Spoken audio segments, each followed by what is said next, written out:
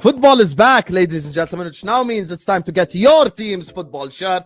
But I'm not trying to pay £120 for a football shirt. I'm just saying. But I have found the solution for myself and for you, the lovely audience of the Don Husam channel, with your own coupon promo code. And this is the solution, ladies and gentlemen. All you've got to do is just go to okjersey.com. As you guys can see, all the options are there. Of course, I'm a Liverpool fan, you guys already know.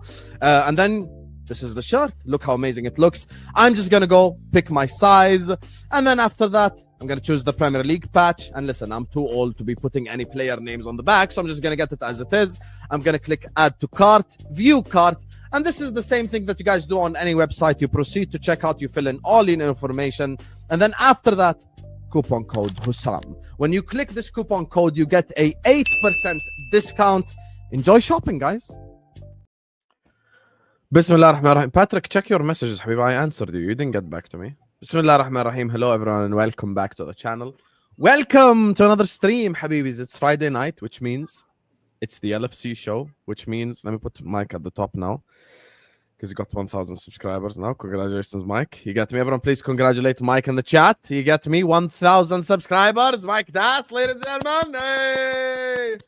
I feel like a proud dad right now. You get me? 1,000 subscribers, all the way from halftime shows to big time on content. You get me? Let's go. Please do congratulate him in the chat. It's Sunday and Liverpool still suck. I think we went through a week where Mike's titles were just elite and hilarious. You get me? So big up Mike. Go subscribe to Mike Das. Jamie Phillips Football Chats, aka what's the new name? Liverpool Chats TV. Yeah. All that. You thought I was going to get it right. I was going to get it wrong. K-Mac channel is also in the description. And LFC Red Forever channel. That's Fozzie's channel. It's also in the description. Go give them all a subscribe. Go check out all their channels. Emeka, just a YouTube hoe in it. Like, he ain't really out here. He's just in the streets. He ain't, you get me? He hasn't been locked up by a channel yet. But you get me? Big up, man. We all love Emeka. So make sure you check all of them out. Hit the like button on this. Subscribe whether they're watching us right now or on the replay. Don't guys check out OK Jersey code Husam for 8% off. Plenty of people have been messaging me recently because they got the you get me, they got their recent deliveries and everything, and they all basically came back with positive reviews. So you get me, big up, great news, big up to all of you guys. And yeah, let's just get this party started. We need the likes though, chat. The algorithms have been messed up on this platform, so please close the like the video and hit the like button and subscribe. Anyway, I'm gonna start off with Fozzie. Let's start off with a positive note. Liverpool 2 wins in a row since we last spoke. Fozzie, you stuck to your guns against Jerry James, eh? Oh, don't do that, man. Mike and Jerry done me in, mate. They done me in, man. I almost said, out, but I stuck with my guns. I did say like it's the next couple of games, and then I'll decide. But it's good. It's good, guys. I mean, we've won our games. He's gone back to basics. That's the most important thing. The head coach has finally listened to the fans. Still moaning, obviously, in the press conferences. He's always talking about, excuses and all that stuff. But I said it in the beginning of the season. As long as, he slowly integrates his new players into the team, and then, we'll see where we go from there. He went against that, obviously, and he went for his principle, which is, putting the new players in. Didn't work. And in the last 2 games, it looks like, back to normality. Soboslai, McAllister, and Gravenberch in the midfield. Robertson back as a left back. Bradley playing as a right back. And, long balls are no longer existing. We don't see, teams just launching balls anymore because we've got aggressive players that attack it now. So, yeah, I like what I'm seeing. I just hope he sticks with it because I still got that doubt. He might still do that dodgy stuff along the way as well, guys. So, yeah, but so far so good. Long may it continue. If we beat Man City, obviously, over the weekend, then that's a perfect month so far. Considering in October what's happened to us. So, yeah, it's good to go back to something that guys. Sometimes when things don't work out, you got to go back to things to start again, and that's what he's done. So I hope he sticks with it. Yeah. Yeah. I hear you, Fozzie. I do. I'm one game at a time at the moment. Just taking it one game at a time. I'm living in the moment, man. I'm not going to live in the past or the future. I'm just going to live in the moment. And when the moment's good, I'm good. When it's bad, I'll let you know it's bad. But look, last game was good. I wouldn't have thought 2 or 3 weeks ago that we'd only make Real Madrid have one big chance at home to us. You know, even the night before the game, we're doing predictions, and everyone was like, "Yeah, Madrid are going to smash us." You know, Mbappe can't wait. Vinny, Rodrigo, Bellingham. You know, they're itching to get to Anfield and just put goals past our leaky defence. And we only gave up one really big chance. I don't even think it was that much of a big chance either. Yeah, he changed it up a little bit. System was a little bit different. You know, he played a mid-block, which I like. You know, we was aggressive in the midfield, which, because we was aggressive in the midfield, we had numbers around the ball. So if we did miss the press, which does happen, you know, no one's perfect in life. We won second balls because we had people around the ball for a change, you know. Usually when we're aggressive, we got about 60 yards of free grass for people to run into. So we can't win. It's impossible to win a second ball. Against Madrid, we were able to pick up second balls because we're closer together between the midfield and the centre backs and the back and the full backs. You know, we weren't too stretched out. We're more compact, and we played on the counter attack. And you know, we played the ball quicker. Now Liverpool are a better team when we move it quicker. You know, moving it too slow. I keep saying I think Salah's poor form has got to do with Salah himself, but it's also to do how quick we actually move the ball to Mo Salah. You know, Mo Salah likes to have space. When you play 27 passes and then give it to Mo Salah and he's got no space to work into, you know, he's not 27 no more. He ain't got the legs he used to. He needs space.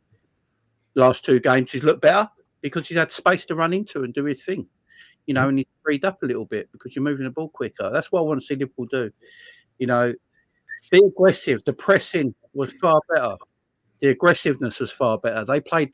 You could see the players we have in our football team. Our DNA at the moment is a counter-pressing side. No matter who we buy, that's all everyone wants to do. Wirtz likes to do it. You know, Bradley loves to do it. He loves to be aggressive. Szoboszlai loves to do it. McAllister. You know, these players like being aggressive in the midfield, but then they're also quality on the ball as well.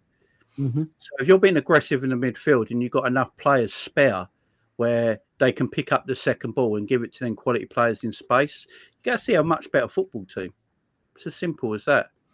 You know, and look, will he continue that system for the Man City game? I don't know. I have no idea what this man's going to do. Because in a press conference to me today, he said our performances against Man United was better than against Aston Villa. Can you believe? We'll speak about City when we get there. Let's look at the last two games. So yeah, one game at a time. But the Madrid game, I was buzzing about that because that performance was Liverpool last season, and I was like, it shows that he's got the ability to change. This is what annoys me most of the Slot this season.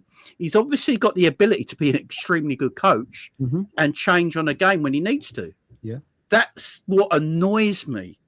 You know, he's got players here that can adapt if you ask them to adapt to a style they're suited to, and you see the difference. But yeah, I'll see what happens in the weeks to come, and if he can carry on this good form, and the players can carry on this good form, and we're all going to be just happy. to double check, who's here is Slot out? I think, yeah, I am still. He's got look. I'm Slot out just for the sake of. I'm Slot out for the sake of like I'm in my. Like me and the K-Mac and Fozzie are all in our 40s, yeah. And we've seen Liverpool up and down, yeah. And down quite a lot. Yeah, and I wanted managers out. I wanted Klopp out at a certain point. I wanted Kenny Dalglish out at a certain point. I wanted Rafa Benitez out at a certain point. It doesn't mean I don't rate them as managers or whatever they are. They're just not doing a job for me right now. And 6 losses in 7 games is just fucking madness for Liverpool Football Club. I'll be straight up. Like Gang and Deep's just put it in the chat. I was about to say it. Slot is his own worst enemy. 100%. Like the only thing that's going to damage Liverpool is him. And the crazy thing about it is the last 2 games he's just gone back to basics. It feels like he's gone into the changing room and basically said to them, guys, what I'm doing is just not working. What are you comfortable with? And they've just gone, play me here, play me there, play me there. And they've all just come in and fitted in like Lego. Like Bradley just looks like a new player now. Like sensational. It looks really comfortable in his position where he's not having to do too much attacking and he's having to do more of the gnarly work, which he's really good at. Look, the thing about Liverpool this season is we've lost the snarl, we've lost the killers, we've lost the the hard tacklers. We've lost all of that energy. Yeah. And that's probably because of just the system that he's put in place, where everybody's just tippy-toeing around, ticky-tacky, waiting for the ball, stood still. Like, it's not in our DNA, just as Jamie said. Like, we've got too many players that are up and at it, that want to fight. Like, let's do it. Like, literally, Real Madrid, we're in a shell. Like, Vinny Jr. was just nothing. And then he brought Rodrigo on, nothing. Mbappe, nothing. Like, these guys have been tearing it up for years. Like, come to Anfield and they just shrunk. Like, and that's what we want. And look, it's just simple. Like, 4-3-3 is what we know. Like, we've just been doing it for so bloody long. Like, just leave it. Leave it. You win another league doing it. Is that a problem? Is that really a problem? Winning another league and probably a Champions League. Is that really a problem? No, just because it's 4-3-3. No, it's not. No, it's not. No.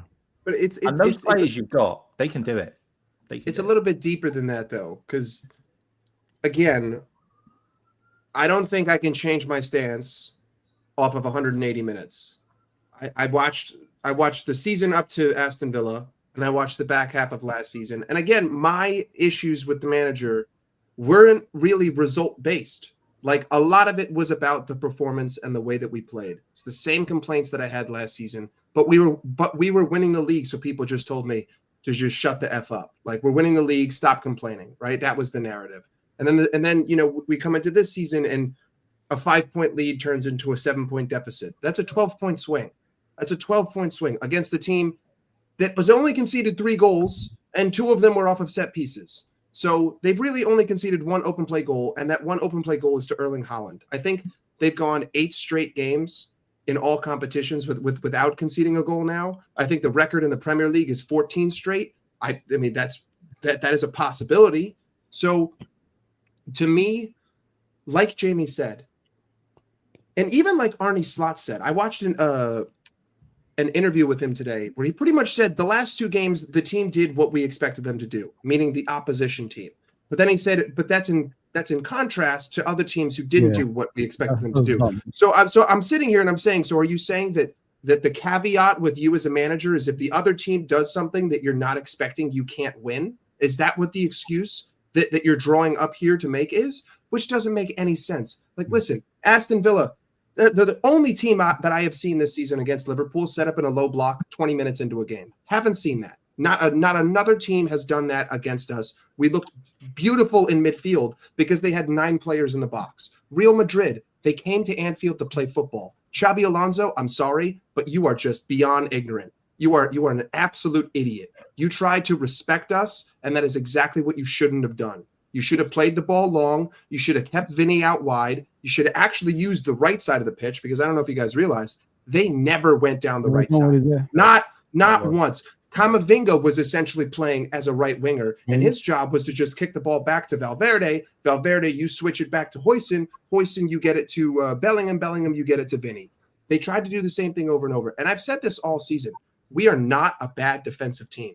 We are not bad defensively. We are terrible in transition, and that is indicative of our offensive structure. But when you set up in a low block, like Arne Slot said, low block, high press, we're actually capable.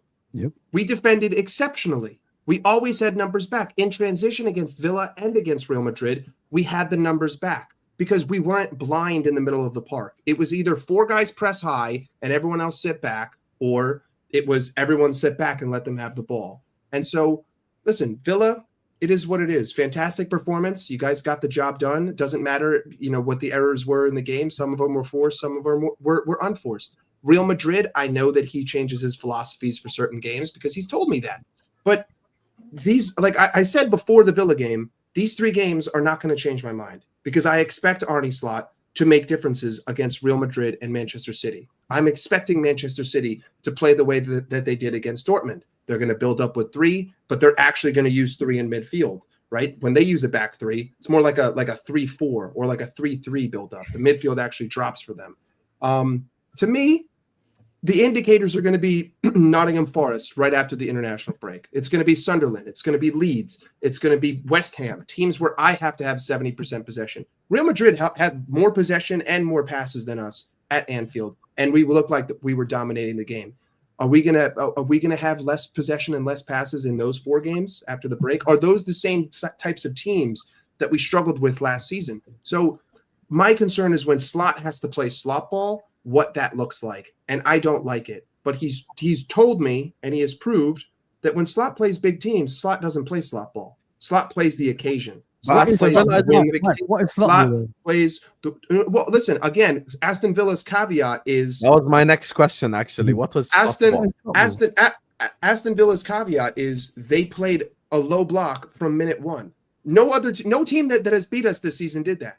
They didn't do that. It's crazy. No, Aston Villa went long like 40 times. Yeah, they kept passing to the goalkeeper, and it was launching it long. Yeah, but they also, the one time they went long in the second half, they committed the cardinal sin by playing it into the center of the park. You go long on the flanks. Why? Can I ask a question? Our press was much better though against Villa. Much better. Yes. Don't you guys think legitimately the whole Aston Villa played into our hands is discrediting what Slot did in that game? It's a little bit. I don't understand. That's actually what Arsenal fans are saying. Why should we listen to them? I don't understand why everyone wants us to go up against long ball teams. Long ball is amateur football. Like if you see the Premier League right now, Premier League is long ball, set pieces, long throws. It's Sunday League stuff, right? Yeah. And the best team in the world at doing that is the best Sunday League team in the world in Arsenal. And that's why they're top of the league. Right? And that's not disrespect for them. They're doing it what their strength is. It's their absolute strength, and they're the best in the world at it. No one can beat them at it. So it's a great comment from them. Look, against Villa, I think we saw what Liverpool wanted to play, and after about half an hour, the long ball weren't on for them a lot of the time either. Yeah. Against Real Madrid, because we're so compact, there weren't really a long ball on for them. Because we're saying compact and Vinny couldn't get into any space and Mbappe couldn't find any space either, the long ball was pointless because the way we set up, we made ourselves compact. Yeah. I actually think Slot's way of playing football, the best way for him is actually the way he doesn't want to play football, which is a crazy thing. Agreed. It's a crazy thing. He wants to play total Dutch football. That's what he wants to play. Total Dutch football. Yeah. We had 2 years of that under Pep Linders as well. That didn't work either. Yeah, right. And it don't suit. I don't think it suits. Look, his way of football might actually suit in other countries. I just don't think it suits Premier League football. I don't think, Jamie, he studied the Premier League enough, my friend. That's what he probably thought he was never going to get a Premier League job. That might have been the thing. That might have been the thing. With him, we thought by winning the league by 10 points, that's how easy it is coming into the next season because we're going to have more firepower. I thought that as well, mate. Yeah, I think that's what he thought. But yeah. The Premier League is different. Premier League, what they do is the teams in the Premier League, they target the team that won the Premier League. They will study you. They will know how to play against you. They know your strengths and weaknesses. And that's what he hasn't realized. As soon as he realized that, he went back to his basics and then he started playing. We started winning games again. It's his fault. You can't blame anyone but the manager for this. The thing is though, last season we kind of experienced that because we played all the first round of teams, whether they were home or away in the Premier League. So we'd already played them once. Yeah. And then when we played them again, it got much tougher. It did. Because they knew how to play again. They'd obviously worked out and went, hang on a minute, this guy's actually this guy's good. Like we need to do better. So they were prepared for what they've got. And the third time round, they're much more prepared. And this system, the thing is, we didn't do well with it with Pep Linders. He came in, changed it back to 4-3-3, which was the old style, I felt, which was more controlled, and players felt more comfortable in their positions. And now he's gone back to Pep Linders' ball. Like, what? That doesn't make any sense. Yeah, I think what you guys are saying is probably right. He saw the players come into the summer and thought, let's just play ultimate attacking football and just annihilate sides. Where I think the Premier League has shifted a little bit into the style the Premier League is at the moment. Mm-hmm. And I credit Arsenal. People might think I'm having a go at Arsenal. I actually credit with them. They saw it and changed the way it is. And they're the best at it right now in this Premier League. And I think a few years ago, if Slot played like this, would be absolutely fine. But now, every team is big and quick and athletic, and can mix up their play and not scared. If you look at a lot of the smaller teams now, a lot of the smaller teams actually have a go against the big teams now. Yep. Now, a few years ago, they just turned up, tried to get a 0-0 or take the loss as long as they didn't get beaten by too much and then move on to the next game. Now, they all have a go at each other. Everyone has a go because they mix up their play so much. And what the top teams do, I think that's why Man City this year and last year have lost quite a lot of games because, teams are not afraid to go against Pep anymore. And the way City play. And if you look at Pep, Pep's now changed to a direct system. Yep. He's being more direct now for his play than the tick-attacker we used to see before with him. And I think that's the way football's moved on. It really has. So I think Arne's got to realise that and realise maybe the principles of football that he wants to play with are not needed this season. Maybe come back to it next season or the season after when the league changes again. Yeah, but go with what's suiting the league right now and the way the players want to play. And, you can play this style against every team in the league that we played against Madrid, but you can tweak it. You can tweak it. Against low blocks, all you got to do is move the ball quicker. When we're The thing is, Burnley, when we say this whole thing, that's why I was asking you guys about whole discrediting Slot thing. I'll be honest with you. I think the formation that we played works against any team in the whole league.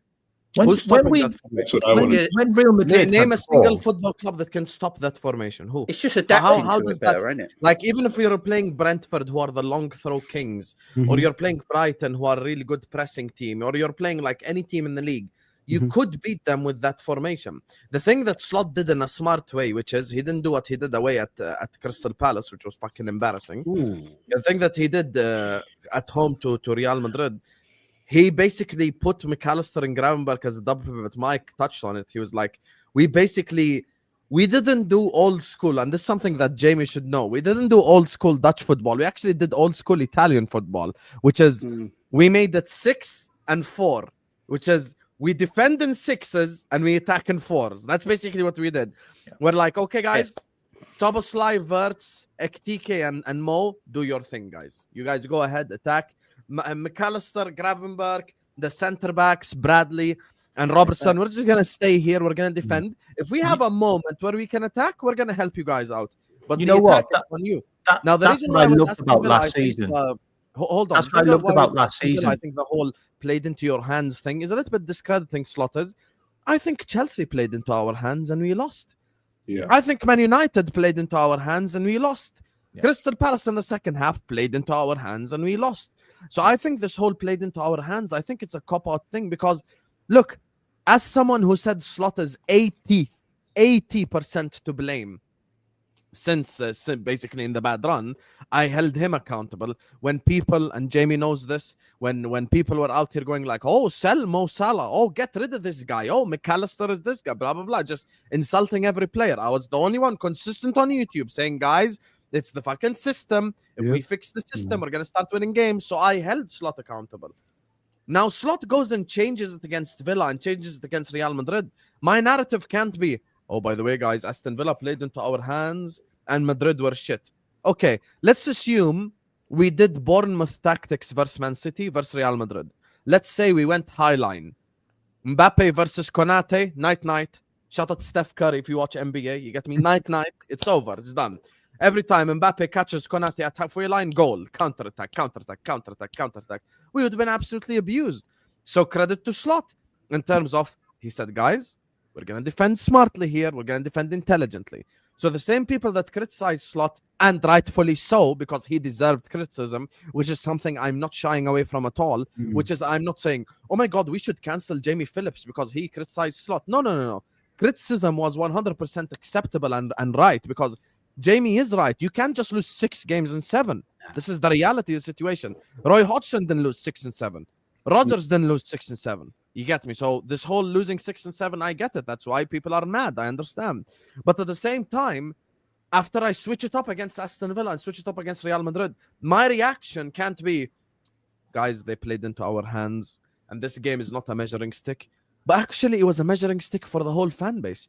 Because when I did shows with all of you guys Thursday and Friday, we were sat here going like, Slot has got 3 games to save his job. I think if he loses to That's Aston not Villa, they might necessarily sack true. him. I think if they lose to Real Madrid, they might sack him. These are the realistic conversations we had.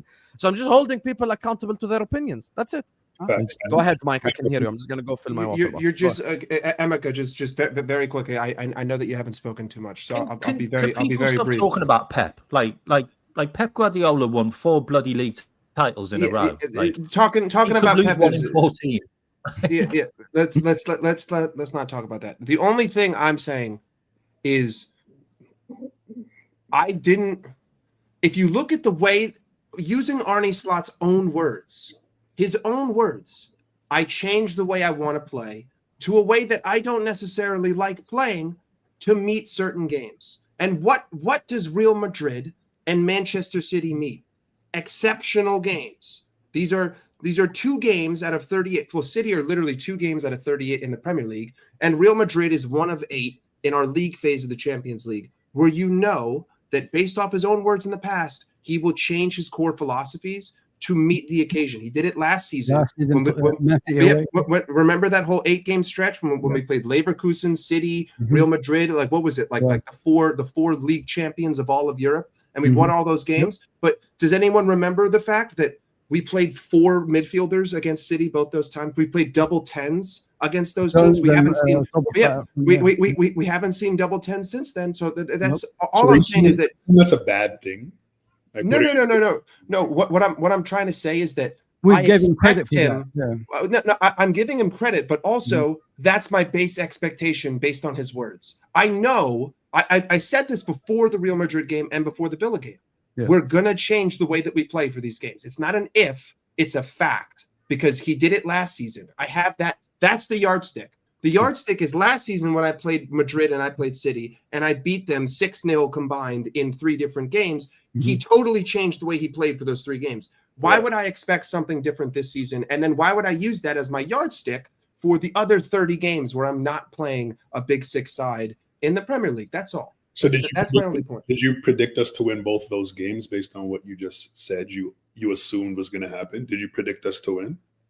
I predicted a Villa win, and I predicted a Real Madrid. I said 2-1 for the Real Madrid, and I said 2-1 for Aston Villa. But Real Madrid surprised me in the fact that I didn't think that they were going to show up and play football. I went on a preview on a Real Madrid channel, and I said, if you respect us, you're not going to win this game. If you come to Anfield and you don't respect us, you're going to have a really good chance. They respected us, in my opinion.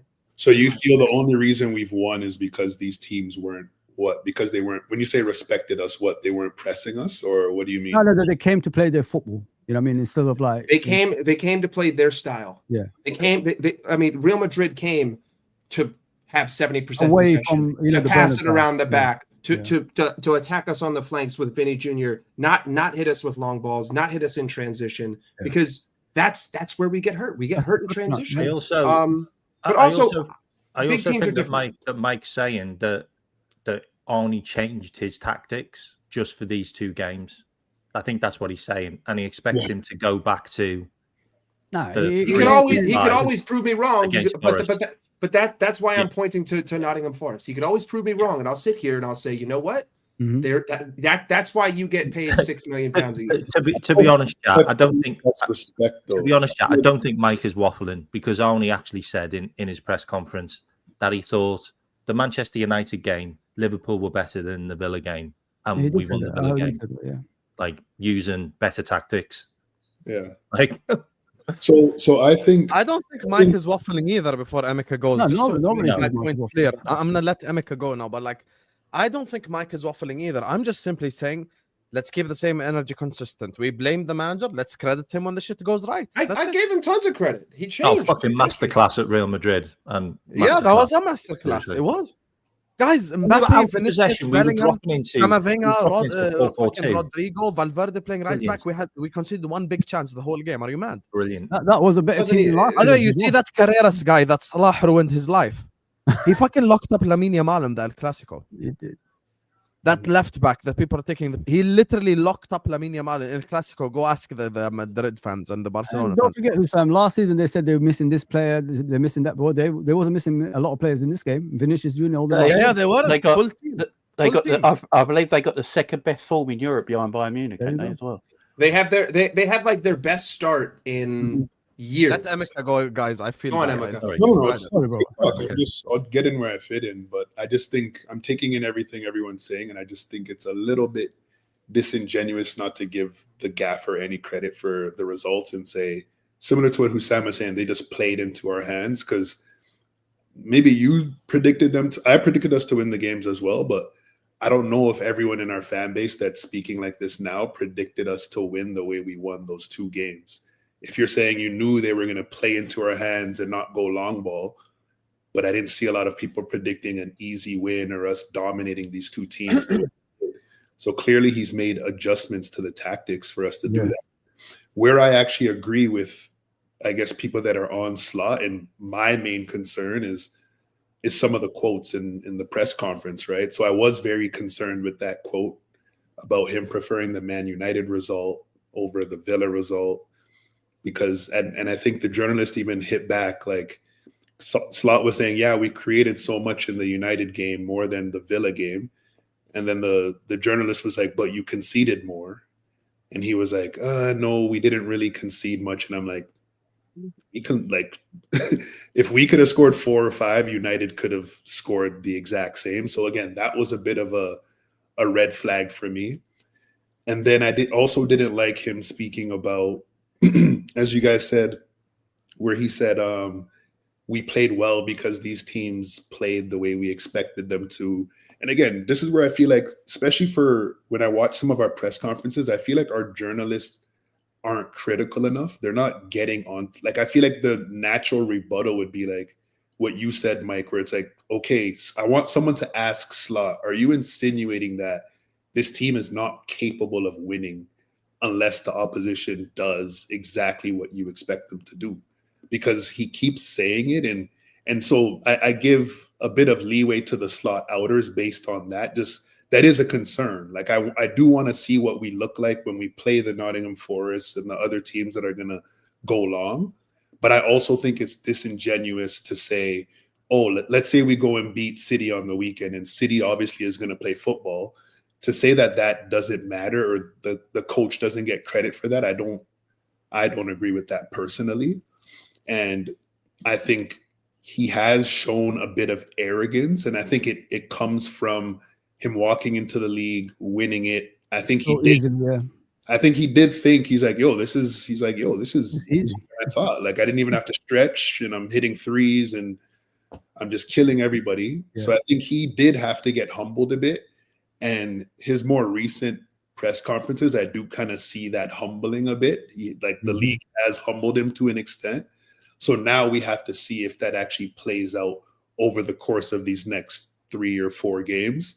These 3 games, yes, our 3 opponents are going to play in a style that more so suits the way we want to play. But again, if he, I think there's other tactical adjustments he's made that have made us better as well. Like, we're pressing man to man. We're going with the double pivot there in the buildup, so we're less reliant on Bradley and Konate and Robbo and guys that clearly aren't the best passers. We're relying on our midfielders now. So I think he has made adjustments. We have to see if it holds. Before we speak about the football, I want to say one thing quickly, Emeka. And it's crazy because I feel like I'm sounding more like a top red every time I speak, because I just want to defend everything Slot does. Maybe I do sound like a top red from 3 years ago, but I'm gonna just go ahead and say it. I don't ever use what a manager says in press conferences against him ever. You want to know why? Our most successful manager in a lifetime was the biggest waffler in press conferences. Jurgen Klopp. If anyone's going to sit up here and go through every Klopp press conference, I promise you're going to find 5-6 sentences where you go like, what the fuck is he talking about? I stopped listening to Klopp him. has complained about every single thing. The ball, the pitch, the lights, the weather, that's different the than tactics. He has spoken about how this team set up in a low block against us. Klopp did all this that Slot did and worse. So for me, by the way, press conferences, Rafa Benitez against Alex Ferguson, I am talking about facts. Champions League winning manager. Waffler. waffler in press conferences, Rafa Benitez. So that's why for me, I'm gonna be honest with you guys, I don't even watch press conferences. I just go look at Anfield sector, blah, blah, blah, read a couple of quotes here and there, and that's it. Just keep it stepping. I ain't gonna sit up here and listen to Arne Slot bullshit for 12 minutes. Everyone knows managers and press conferences don't say the reality. And also, well, I'm gonna ask Emeka this question because he's the one that had the mic. What do we expect Slot to say? By the way, guys, these players were ass. They couldn't pass to save their life. We're fucking shit. Like, he's obviously not gonna say that. No, I think Husam, the difference here and the issue is, like, I agree with what you said, that most managers don't give you the reality in the press conferences, but I think our manager is. That's what people's issue is. He's giving you the reality. Like, we can't stop this. We can. What's our weaknesses and what's our strengths, basically? Yeah, like he's giving too much. He's being too real. Where it's like he needs to pipe down a little bit, and I think he's also saying things that are concerning because we're actually seeing what he's saying play out. Because I agree, like Klopp would go in the press conference, waffle about this and that. But when you'd watch the game, it wouldn't be what he was. It's different. It wouldn't look like what he was waffling about. I do think that's a Dutch thing, though. You know, I do think that's kind of a Dutch thing. Hey, Mac, they're too honest. Scary. Some of the quotes are scary. Do you remember listening to Pep and Linders? Remember listening to Pep and Linders? Like, he'd tell you everything, and he'd do this. I think he did a press conference once, and he had to kick him off. He wrote a fucking book on it. He wrote a fucking book. He had to kick him off. He wrote a book. He wrote a book that said, "This is Liverpool. Here's all my secrets." To me, the only I guess. Remember the book Club, Good Old Days. Yeah. In my perspective, the only thing that angers me is that when I see Slot trying to play the way he wants to play, there are fundamental, simple changes that you can make to make it more effective. When I watched Manchester City play Dortmund, I watched and I was like, this is what Slot wants to do. This specific game, built up with 3, Reinders you drop, the rest of the midfield follows you. Doku and Savinho, you are my pacey wingers who get out wide and beat their man one-on-one. What do we do every game? We get the ball to Gakpo, we get the ball to Salah, they isolate themselves in a one-on-one. They just don't have the same kind of pace. They can't beat the man. But what don't we do? 1 drops and 2 go forward. So it ends up being a 3-1-0-6, right? But with City, it's really more like a 3-3-4, if that kind of makes sense. But again, maybe he's But he showed elements of that in the Real Madrid game because we built up in a 4-2. We built up in a 4-2-1. We had 7 players every time. I don't know if you noticed that, Mike. The 3 was switching. Yep, they were always switching, but that's what they did last season. And that's why Wirtz wasn't working there. And that's why Wirtz works on the left because Wirtz doesn't have to be one of those guys. And that's also why in the first half, we consistently gave the ball to Salah. Did anyone else notice that Salah was doing what Gakpo does in that first half? It was get the ball to Salah, try to take on the man. He was unsuccessful because Carreras is good, but in the second half, he had actual success. He started to cook, but that's also when we were counterattacking and attacking with 4. But again, it's just such simple changes that I don't understand. Like, I don't understand how you could be so tactically brilliant against mega teams, but you fail to understand that you cannot build up with 4 players in the Premier League. You cannot do it. It just doesn't work. You need 5. You cannot leave yourself shorthanded. And City do it too. So let's see. So I agree with what you're saying, but I also think we have to understand, and this is something where I think, like, if you look at, like, not to bring up our ops, but if you look at when Arteta came into Arsenal, like, they basically hired a novice, right? And he's been given the time, much like the fans didn't like it a lot of the times. They were calling for him to be out, but they gave him the time to learn the league, build the squad, etc. And now they're in a better position. If we're being honest about it, like, our board took a chance on Slot. Like, yes, he's won a league title in the Eredivisie, but he's never coached at this level. He barely has any Champions League games before coming to Liverpool. This is like, he's learning on the job at Liverpool, and that's a risk we took at the time. It paid off in the first year, which nobody expected except for me. But like, now he's learning, like, he has all these new players. And I think we have to give him that grace, which is why I'm against the Slot out contention, because it's like, even if he has 1 down year, like, for someone to win the title and within half a season, the next season, our fan base is calling for him to be out, you have to look at everything with the context. He's a brand new manager. So everything you're saying is not wrong, Mike, but it's like he could potentially be learning on the job, and he may have learned. If he keeps these changes up and we see them in the Prem against the teams that aren't going to play to our strengths, then what are the slot outers going to say then? What are you going to say then, Mike? You're slot in now? You Seeing it? No. If he changes, what you just said there about sense. players, about him getting his own players. Has anyone heard the interview that was on beIN Sports from Arsene Wenger? Arsene Wenger said that basically Arne Slot got Wirtz because Wirtz said he wanted to play down the middle, and he compared him to Ozil, and he destroyed his midfield to make Ozil work. And it looks like Arnie's done the same thing. Like, he's destroyed our midfield for how many games, trying to get Wirtz into this central position. And it looks like he's realised that I can't have a functioning midfield with Wirtz in it. So he's going to have to go on the left. And it looks like that's probably what's going to happen now. And even in the Real Madrid game, towards the end, I think he played Wirtz as a false nine. Like, so he knows he's got to give him space out on the left or the right now. And I don't think he can play him in the centre. Arsene Wenger hit the nail right on the head. Like that's where Wirtz wants to play. But nobody's playing a number 10 in the Premier League. Nobody plays number 10. Soboslai doesn't play as a number 10. I mean, nobody plays number 10. You can't play number 10 in the Premier League. You need more players behind the ball. Yeah.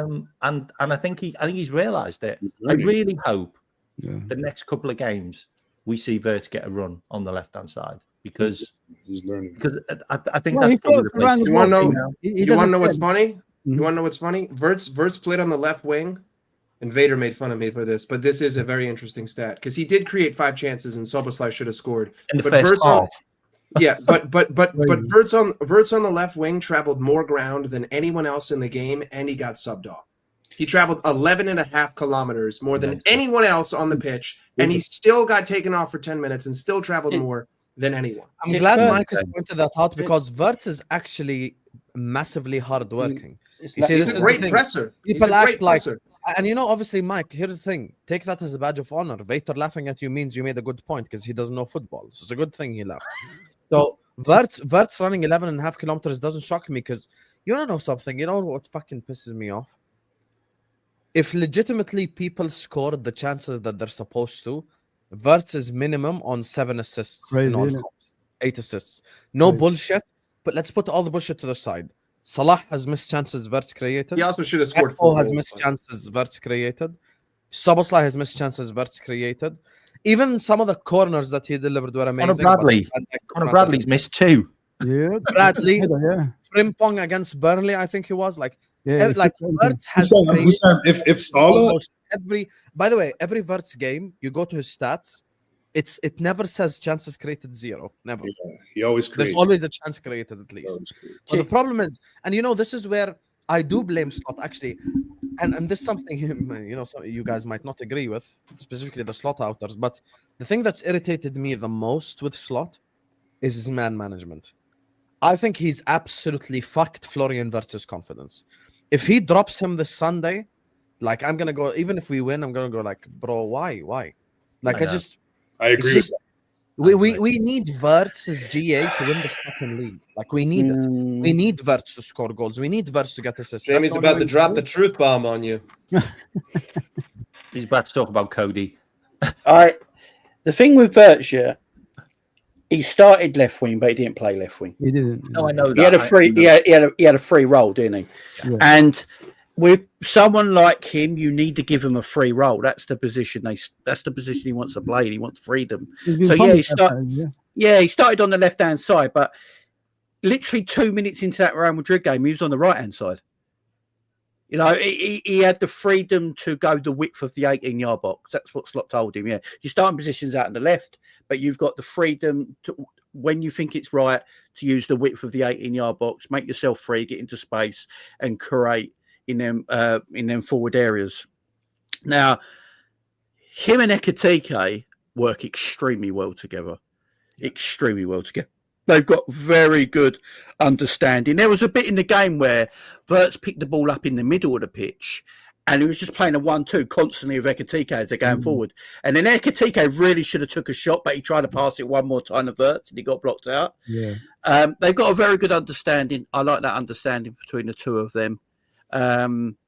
That's a team I would go with Man City, but he's going to play Cody Gakpo. And I understand why as well. I'm going to drop a bomb on you guys in a second. Let me just read the super and then I'm going to move on, talk about Manchester City. Guys, big up to all of you guys locked in, 550 people in the building. That's the equivalent of like 5K people watching from a month ago. So I appreciate you all. Please do hit that like button. Please do subscribe. Guys, we can't have 550 people in here. We're not even at 200 likes yet. We need the likes up because it helps the channel grow and we can only get there with you guys' help. Go check out OK Jersey as well and use code Husam for 8% off. Big up to my guy Ariz, who says in media saying long ball style is hurting LFC is better than saying my system doesn't work or my players out of form. It's politics. That's my thing. That's the thing for me. Like he's defended Mo publicly, he's defended Wirtz publicly, he's defended Isak publicly when speaking about the fitness. By the way, I just want to say one thing. Fucking Newcastle United ruined their own season and our season and Isak's season and the Swedish national team season just by being stupid. Had they just accepted the fucking offer from June, the guy would be ready. They'd have the money to buy the replacements. Everyone would be fucking happy. Thanks, Newcastle, for just ruining, our season for no fucking reason because Isak injured again. But I do agree with you there, Ariz. And, I don't want to be the guy, like, this cannot continue. I don't want to be top red Husam, but I do feel like criticizing Slot for press conferences like, okay, like, these managers waffle in press conferences anyway. Who gives a fuck? Like, I've never heard a Klopp press conference and went like, wow, you made such a fantastic point there. Like they waffle every single time. Like, hey, Jurgen Klopp, we're coming up against Norwich this Sunday. What do you think? Oh, Norwich are a very tough team. They make an unbelievable job with Daniel Farke as manager. Shut the fuck up, Jurgen. Sam, do you remember when Klopp and Pep both used to praise the way Brighton played because it was perfect against their teams? They always praised it. They always praised it. Yeah, keep playing like that, please. I've watched Jurgen Klopp say we can't play in the wind before. Yeah, exactly. So, that's why I don't use what Slot says in the press conference against him ever. He has to waffle. But Jamie, he would say that, and then we would play in the wind, and we would be fine in the wind. No, that's the game we lost. That's the game we lost. And he came out and said the wind was the problem. I'm like, was it? So Arteta, when Arteta and Arsenal went out the League Cup to Newcastle, and he said the balls were too round. Yeah. That's the thing. Man, just waffle, man. Man, just waffle because they look. No manager in football wants to do a 20-minute press conference. Nah, none of them do. So they just go out there and just feed people bullshit. I like the one line I did like from Slot today that I did find quite amusing is when someone asked him about consistency and he laughed and said the only thing we're losing. I found that quite amusing. I think in the when I watch Slot, the one thing I will give him credit for, I will give him massive credit for this year. Even when we're losing and all that, he never looks like he's shook up. He never looks like he's getting the rag or anything like that. He just he's a man that believes in his principles and he keeps going, no, we're going to play this way, even if we're losing, I believe in it. When they asked him about Joe Gomez, that question last week when they asked him about Joe Gomez coming in and maybe think about the defence more than the attack, and he literally went and he laughed and went, that's not my principles. I'm not that kind of coach. So he's a very attack-minded based coach. That's what he wants to be. But I'm starting not to believe any single manager when they do a press conference anymore. Yeah, just ignore, bro. But here's the thing, Jamie. My energy is consistent. I don't even watch Slot press conferences. Today, before me and you were on the preview together, you were like, oh, did you see what Slot said? I'm like, I didn't watch the press conference. I don't watch them. No. I could easily make content on it and go like, oh my God, reacting to Slot's press conference. Oh, you fucking bald fraud. Why are you waffling? I don't Wait. That's what me and Fozzie do, man. Yeah, there you go. There you go. Anyway, look, I do want to move on and talk about Manchester City. Remember, all the links are in the description. He killed us. Also. He gave it away, man. I'm sorry, guys. Go check out all their channels. All the links is in the description. You get me. Even the ones who aren't here, their links are in the description. Go give them some love. So please hit the like button, subscribe to this channel, share this video, everyone. Do make sure, guys, check out our sponsor, OK Jersey. Use code Husam for 8% off. We got everyone actually who got their shirts this week. They all came back with positive reviews. So big up to you guys. And just to point out for the ones at the back that are writing paragraphs about me, it's a replica.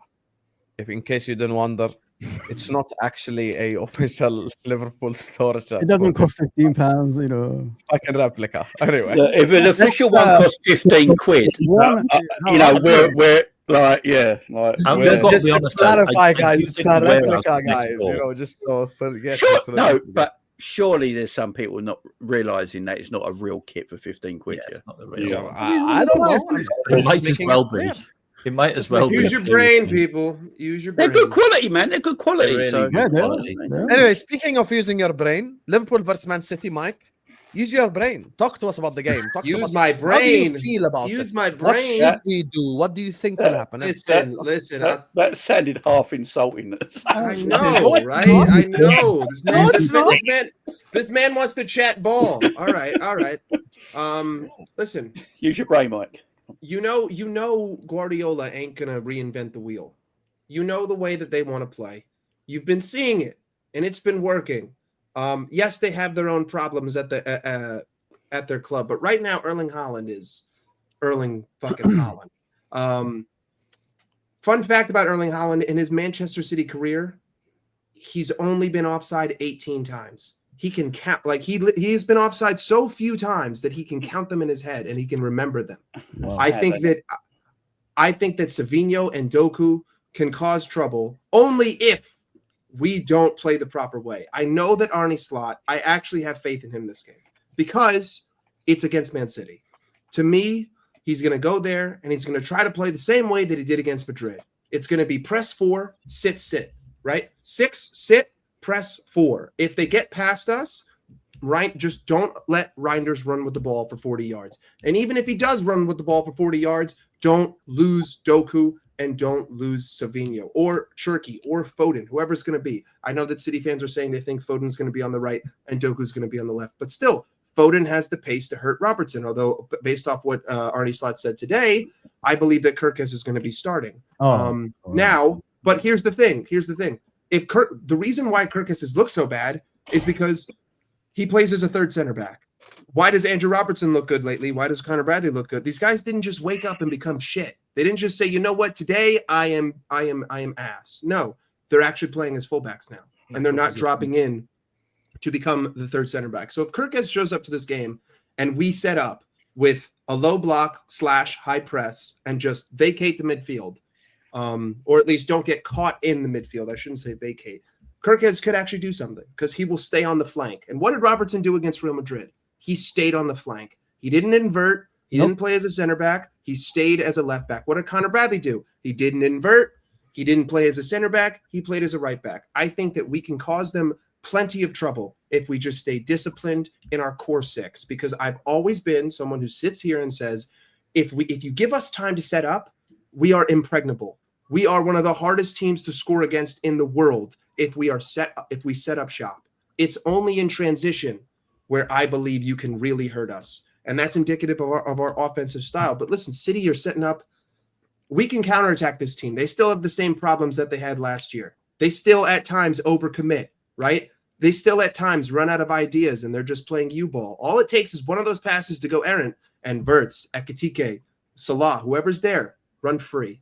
So I think that, there isn't going to be any imagination for how these teams set up. I think City is pretty much a foregone conclusion. I think that we're going to try to play the same way that we did against Madrid. I don't think we're going to do this double. We have to. There's no other way to go. I don't think we're going to play. We're going to play a box midfield. I think Slot understands the importance of this game, and that this is about the occasion. Do you think we're going to play with a striker in this one compared to what we did last season? Ekitike has to play because of his hold-up play. Ekitike, one of his most underrated qualities that no one likes to talk about is he is unbelievable at hold-up play, and that's what I need. Yeah. I need him there because I need him for that extra 3 or 4 seconds to just hold the ball and wait for the runner. And listen, this City defense, it still isn't the greatest defense in the world. And they can still get at in transition, but we have to be defensively solid. And the issue is, if anyone has the players to play long ball over the top, it's Doku and it's Foden, and that's going to worry me. So I'd rather stay disciplined and play a little bit pragmatic. Let them have the ball, stay tight, stay compact, and just play for the counter, get your chances. And as the game goes on, as we saw against Madrid, the longer a game goes like that, well, the more frustrated the team dominating the ball is going to get, the more chances you're going to have. And honestly, I back us attacking with 4, even if it's Chiesa up there, even if it's Gakpo. We have the quality to break. We can score a goal 4v6. I just hope, Mike, they have a plan. I just hope they have a plan like they did last season. If you know what I mean, like we scored from a corner that was set up in the training ground, right? That's what we did with that goal. And then you look at the second we also goal. created a lot more chances. Besides that. It wasn't just at least got another one. Salah, I think, missed a couple of chances as well in that game. So if we play similar, like counter-attacking as we did, and make sure like the defensive side is obviously solid, I think we could beat Man City by 2 goals, something like that. But it just depends how what's the mentality we're going to go into the game with. Are we going to go with the mentality before the 2 wins, or are we going to go with the mentality that we had in the past? No chance. So if we do the mentality like that, I think we could beat them. And we've got to attack in the wider areas as well. With Man City, they're easy to get at, guys. This is not the Man City where Kyle Walker used to be a third centre back. They're pretending he's a right back. He used to cover the centre backs when the ball goes up. Those days are gone. They're vulnerable at the back. So the more we get at them, the more we could get chances to score goals. So I'm just hoping we'd be like more, attacking as well as the defensive side as well. So play like the champions that you are in this game, and then I think like we could beat them. And I think it's a big game, just more than just the actual. Like obviously we want to win, and there's a good chance Arsenal beats Sunderland, even though I think Sunderland's going to squeeze out a draw. How good is Sunderland anyway, guys? Like I don't watch Sunderland. Are they any good? They're better than I thought. Yeah, they're better. I watched Sunderland versus Everton. To be honest with you, they actually gave Everton a really difficult time. I ain't even gonna lie. They're very physical. Yeah, those 2 midfielders. Those 2 midfielders. They're very, very physical. More tackles, more interceptions. They're really solid. Those 2. Big up Tampa Line, man. Thank you so much. Let me drop the bomba quickly. By the way, K-Mac, have you set up your stream? Yeah, set up. Okay, please send it to me in the private chat so I can just choose it. Yeah. Okay. Big up to you, Tampa Line. Thank you so much for the super chat. I appreciate you, my brother. Appreciate you always showing us love. But big up to you and Ariz. Let me just drop the bomb on you guys. This is who I think Arne Slot will drop this weekend. Jamie knows my opinion already. I think based off me just predicting what Slot will do, I think he's going to drop Ekitike. TK? I had a feeling you're going to say that. And what, play Gakpo in the 9? Gakpo and Mo up top. Yep. Because for me, when I watch, Cody Gakpo is like fucking Slot's son. Like you ain't gonna drop Cody Gakpo 2 games in a row. You all know that. The Dutch connection. There you go. That's just saying. Also, as Sam said this earlier when we were doing the show, Martin earlier today, that Gakpo came on and went and played number 9. Ooh, for what? What reason? Going on the left, and it looked like to me, like as Sam was saying earlier, that it looked like he was trying something with the next game in mind, because coaches do that, especially like when they make subs and all that. Think about the next game, and it looked like he was trying something there. Look, I hear it. I think Cody will play in this game, and but I think he'll play left wing and Ekitike still play up front. Rate, innit, Jamie? The reason I think he'll play left wing, right, and it might be the correct decision, because he's done well this season at right back, but Núñez is still a midfielder at heart. Yes, and I think a winger would love to go against a person who's not really a right back at right back, and that is why I think Cody might play that game, because you might get a lot out of Cody in this game going against Núñez. I know Núñez has been pretty decent at right back, but he's still a midfielder at the end of the day. My only counter to that, though, Jamie, is people said the same thing about Wirtz going up against Valverde. And he gave Valverde a tough time. Yeah, but European football he league did give Valverde a tough time. I never gonna lie. Yeah, but he never stayed to the left. He floated about. He floated about more. Where Cody's going to just stick to the left-hand side, don't he? So I'd play Cody. I don't think Vert starts.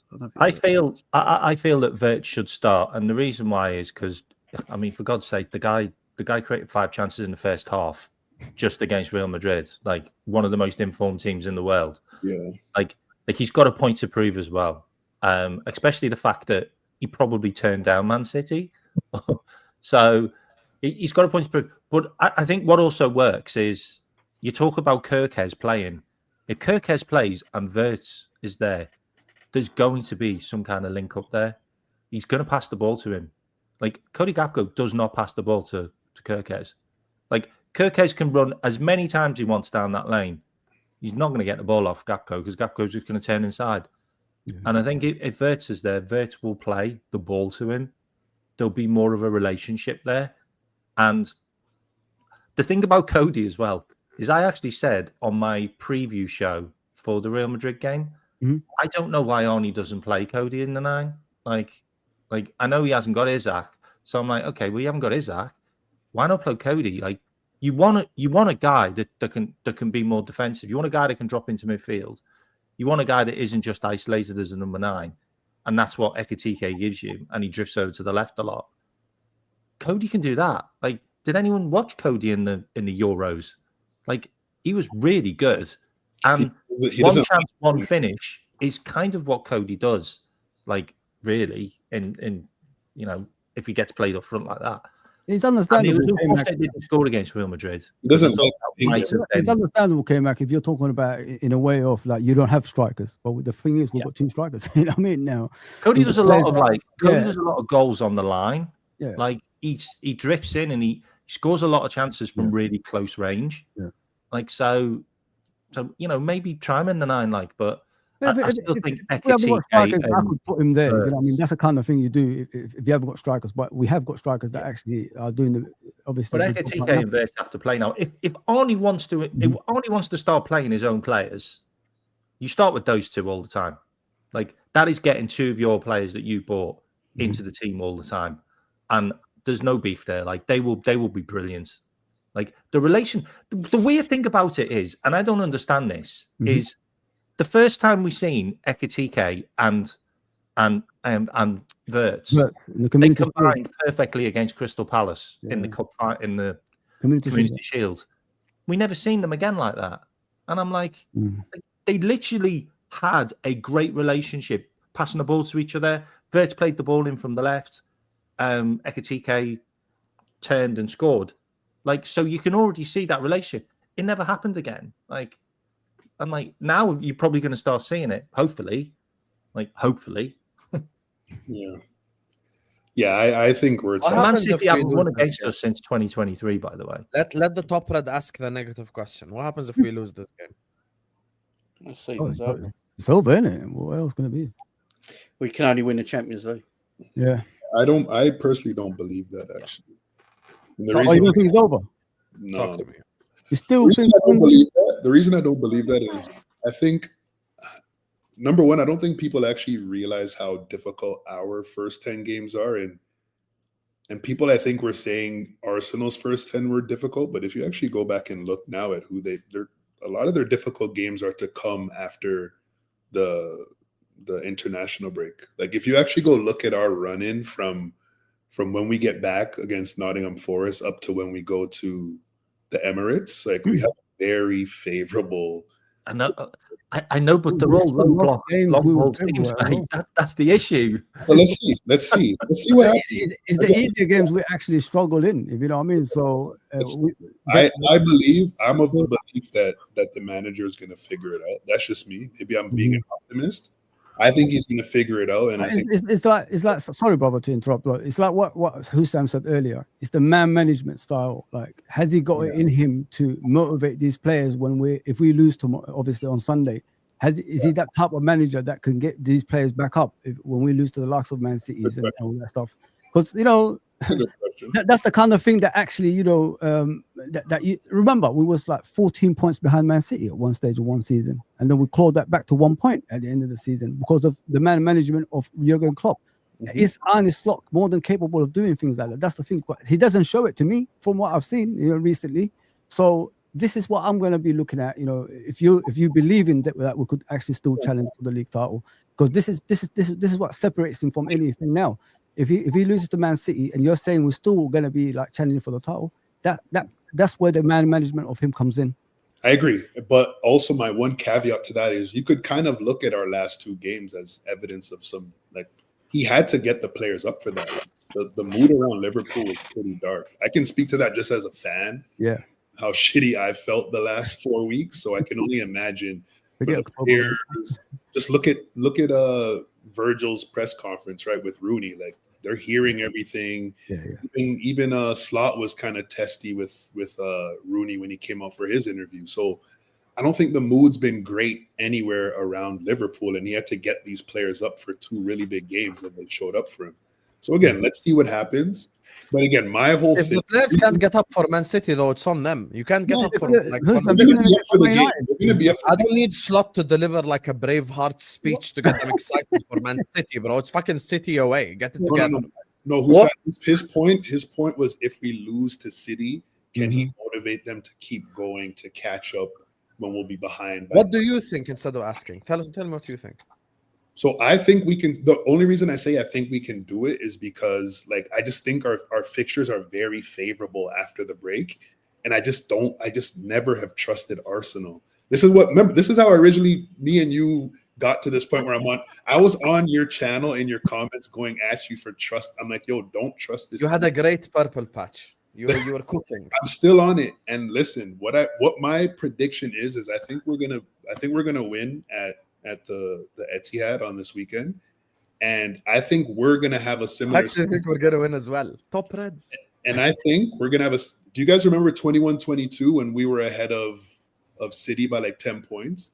And the season, like what turned the season is when they beat us January 2-1 at the Etihad, right? Yeah. And we're only ahead by 4 or whatever, and then they clawed it back. So that January 7th or 8th fixture when we go to the Emirates, I'm not giving up on our season until that game. Wow. Yeah, that's for me personally, just because if we can keep it around 7, to be honest, I'd want it no higher than 7, no higher than where we are now. If we can get there even behind by 7 and win that game, then we have two my thing is, I think this game probably ends in a 1-1 draw or a 1-0 Liverpool. It looks win. like a draw. Like, Yeah. that's the thing. I think it probably has draw written all over it, to be honest with you. But yeah, if you have gun to my head who's going to win this game, I'll back us if Slot runs back the same, at least structure. No need like exact lineup, but at least same idea if you would like. I think we can beat them. My thing is, though, look, we're going to have to be objective about this. If we lose an Arsenal win, that points gap is how much now? 11 points? 10. 10, bro. Yeah, it's very unlikely. It's very unlikely we win from that. See what I'm saying? The issue is not expecting Arsenal to lose 4 games. It can happen. The issue is now you've got to be perfect till the end of the season. Yes. Yeah. Is it realistic for me to expect how many games it would be? 11? Are we going to win 27 games in a row? I doubt it. Because that's never been done before. Yeah. The crazy Liverpool side that we watched won 18 in a row. The crazy City side that we watched won 18 in a row in the Prem. Yeah. Not all comps. Prem Very only. unlikely. It's very unlikely. That's Very why I think unlikely. or a must not lose. I hear people saying if we draw, it's over. I don't believe that. Like, as long I as don't think so. If we draw, I don't think if it's over. If we we just need to draw. But if we lose, I agree. It's probably too far, unless we're really lucky. But I think a draw is fine. But I actually genuinely think we have the team to go there and get a win. Especially like the one thing that the Madrid game showed me, which is something that we never really could say like in our previous iteration, like of Liverpool, was seeing like our midfield go toe to toe with Tchouaméni, Camavinga, Jude. Like it showed me like our midfield can essentially go toe to toe with any midfield in the world if they can go toe to toe with those guys. So I feel like for one of the first times I'm looking at City's midfield, which is that was their bread and butter, the midfield. And I just look man for man, and I feel like we can go there and actually win the midfield battle. We have 100%. 100%. It helps when you got a midfield. Yeah, I think it's Bernardo Silva, Gonzalez, and Foden in the middle. So I think we got more legs. And then if Turkey there, like I just feel like we have the legs to actually really impose ourselves. And that's City's whole game. Like they need to dominate the midfield. And I think especially if we have Wirtz in there doing his free role and we can overload that midfield, I just think we have the tools to get it done. Will we do it? Let's see. But I think a big thing is, to your man management point, Husam, like we have, like, I just think Wirtz has to play. Like, even if you want to take him off at 60 or whatever, he has to play. Just give the kid the confidence. He had a great game against Madrid. Put him into this game. Like, that's the main thing I'm looking for. What if, right, here's one. Mhm. What if he does play Cody on the left, but he plays Wirtz, false 9? Like what he did with Jones last season. Yeah. And then Yeah. Soboslai behind him. Yeah. TK Yeah, comes. play that Canto, because I have a feeling we're going to play mid block counter attacking football against Manchester City. I think That's what we did last year. That's what we did last year. And that's what we did against Real Madrid. And I think that will help because people like Shirky and that do not want to run towards their own goal, right? Because they want to do all their stuff. They're tremendous footballers. They want to do it in the final third. They don't want to be running back towards their own goal. And if you're aggressive in that midfield and get them running the opposite way, their players are not going to be able to do what they want to do. So, yeah, that's what I would do. And Real Madrid wasn't a low block; it was a mid block, man. We weren't low at all. You know, it was a compact mid block, man. I like, you know what I liked about that game, guys? Like, is when we had a rest, when we done all the running, we just let them keep the possession, just have a rest, just to go back behind the ball. That's good tactics, man. Just to have a rest. So organised. It was Yeah, so organised. It organised, looked man. so good.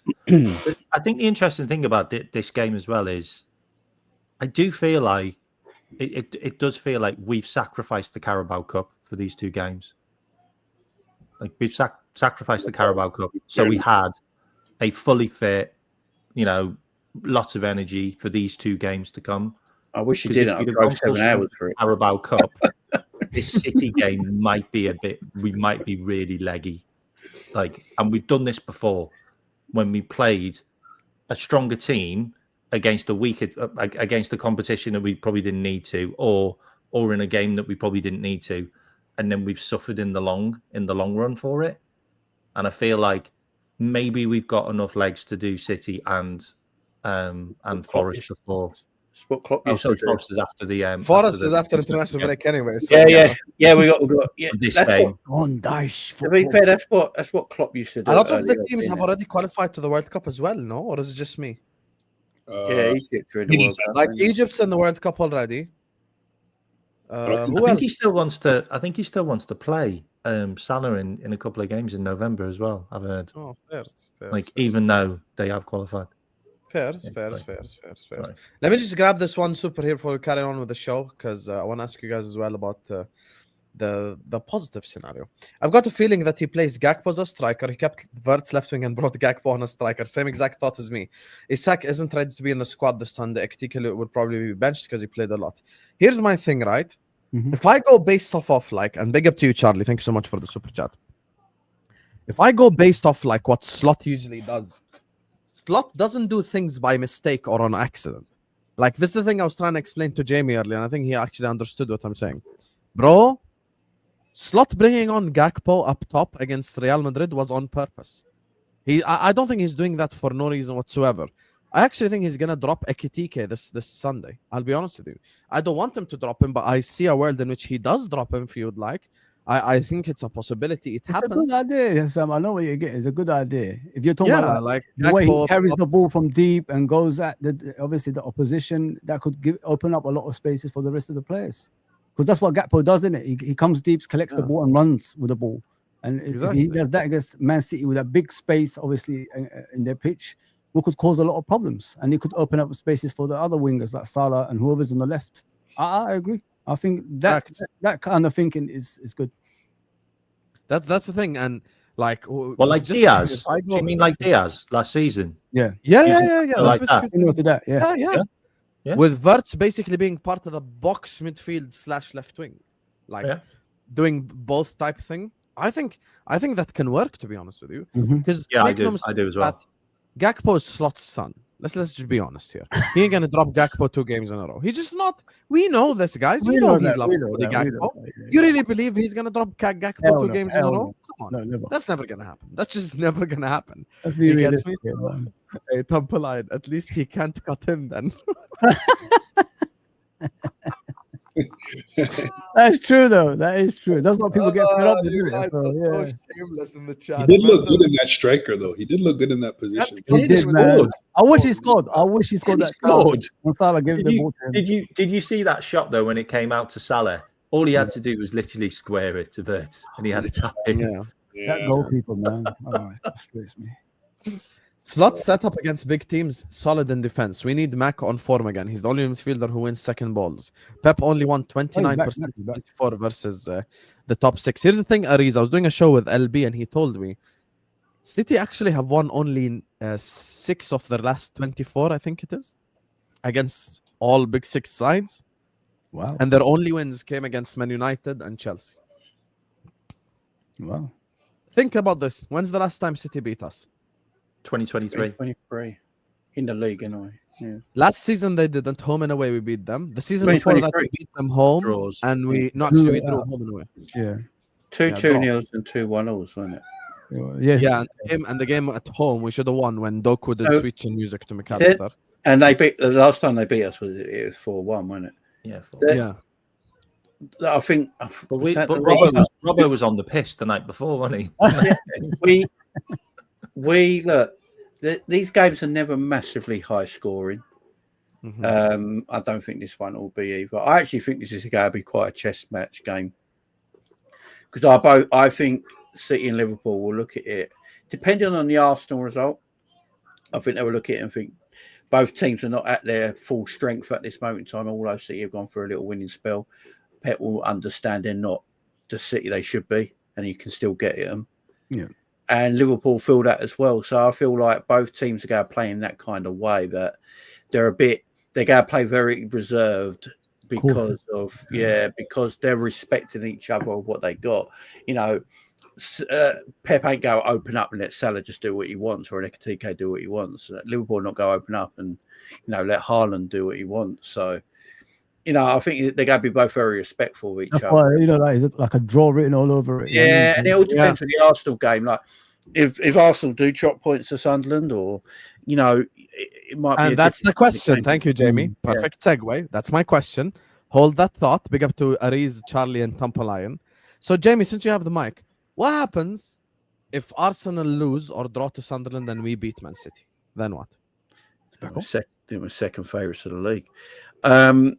Game on, baby. It is game on. I've said this the whole time. If Liverpool are 4 points behind Arsenal in March and April, it's game on. Yes. Because March and April is when the season really starts. If you're after a title, that's where it really, really starts. And that's when the pressure builds as well. And in recent years, Liverpool and City have done that pressure. City more than Liverpool, obviously. But, Liverpool went into massive title challenges with them. I know Arsenal have as well. But Arteta as well has struggled to get over the line when it comes to March and April. There was a year where Arsenal probably should have won the league. But around March and April time, they just fell off a little bit and City caught them and won the title. Yeah.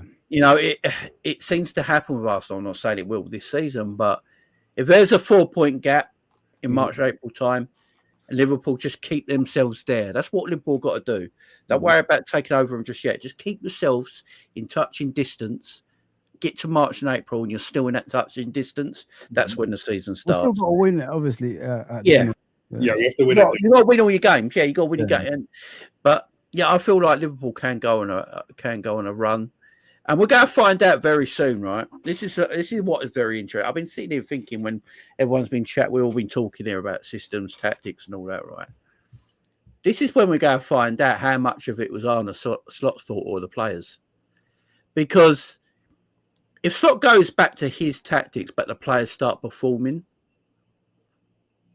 and they perform to a level where Slot's like I told you, this is when we're going to find out, in my opinion.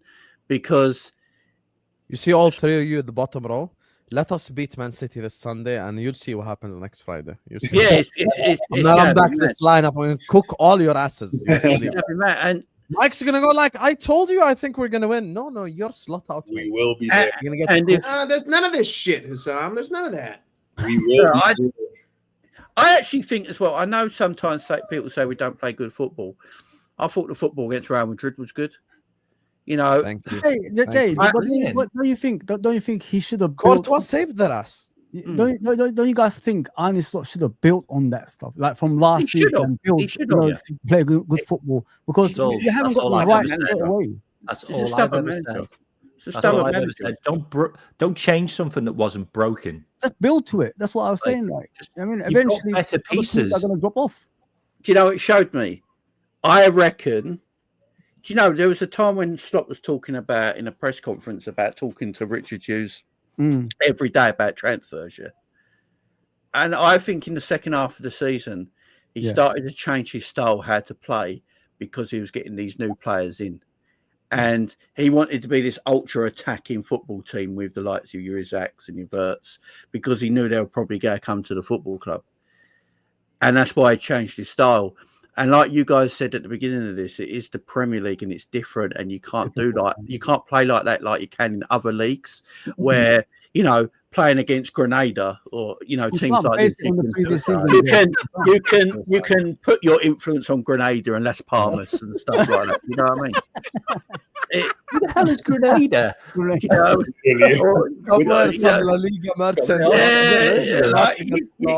you can do that. You can put your influence on them games, but in the Premier League, we've seen it already that teams get smarter, man. They get smarter all the time. Bournemouth and Sunderland, like in European spots and stuff like that, and you know they're not scared of playing against. The only team that I think is scared of playing against opposition in this league so far is Burnley.